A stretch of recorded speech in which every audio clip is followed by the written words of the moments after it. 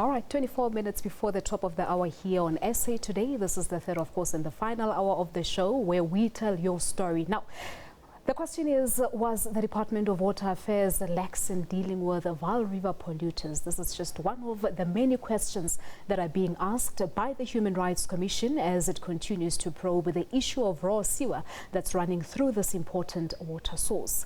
The South African Human Rights Commission seems no closer to pinpointing who should be responsible. On Wednesday, the Department of Water Affairs presented their version of events. Budget constraints have been cited as one of the factors, while many stakeholders look into the hefty price tag that will no doubt be attached to overhauling the sewer system. Waste continues to flow into the Vaal River, threatening many lives.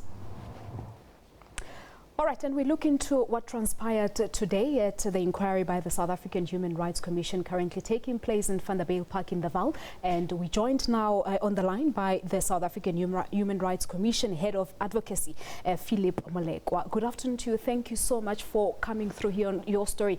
Just before we talk about the submissions that have been made thus far, let us just get your view as the Commission, more so your impressions really after conducting site inspection at the Vaal River.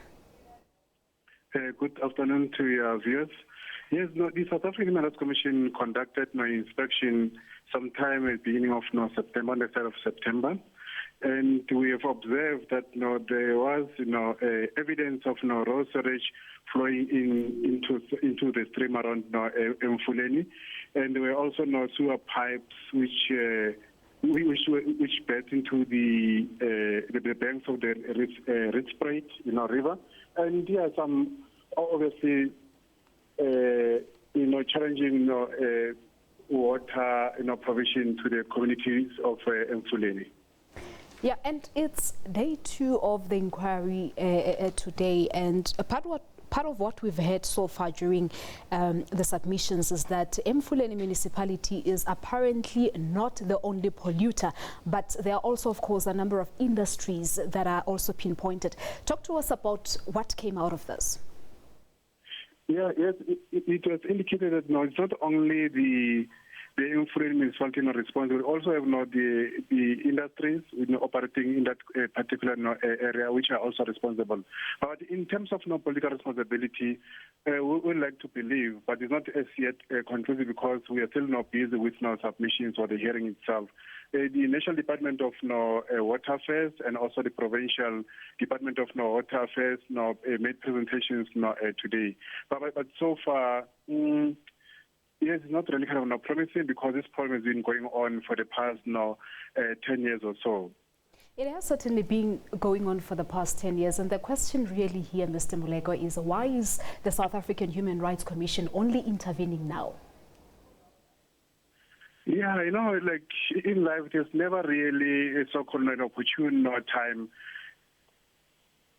It's so difficult to answer this particular question, but I think at the end of the day, as a commission, we have decided not to intervene, and we have decided to invite all relevant government departments to share with us as to what are the challenges, why it took them so long to intervene, and also a plan moving forward in trying to have a permanent solution to this particular problem. Now, you made mention of the political interventions that may have been sought, and on the other hand, we had the Mfuleni Mayor Jacob Kawe basically telling the inquiry that this pollution crisis in the Vaal River could have been averted should there have been proper funding and perhaps support from a provincial as well as the national government. What's your take on that? Yes, it's true. That's precisely what he said yesterday. And also, as we speak now, I think that we've experienced last month has been 10 judgments or court orders against them. But unfortunately, one of the challenges which Mfuleni is experiencing is influx of people from outside their area, putting a burden on their infrastructure. And unfortunately, the infrastructure not really cope. The second challenge we are experiencing is now the majority of people in that particular area, they don't really pay for their services.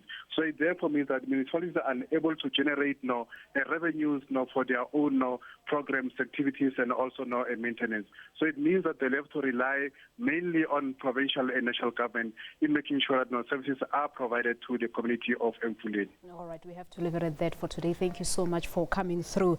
Phillip Molekoa is the South African Human Rights Commission, head of Advocacy. Of course, the inquiry in its second day. We'll keep in touch with them tomorrow on the third and the final day of the inquiry.